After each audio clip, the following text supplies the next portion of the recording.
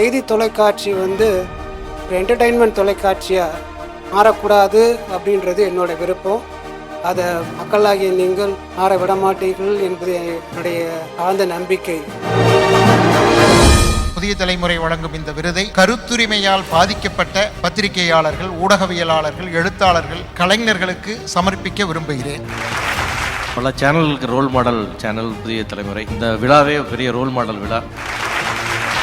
நம்முடைய இலக்கை மனசில் வச்சு தொடர்ந்து நம்ம வேலை செஞ்சுக்கிட்டே இருந்தோம்னா கண்டிப்பாக ஒரு நாள் அது கிடைக்கும் அப்படின்றது வந்து ஒவ்வொரு காலகட்டத்தில் நமக்கு ஒவ்வொருத்தர் ப்ரூவ் பண்ணிக்கிட்டே இருந்திருக்காங்க.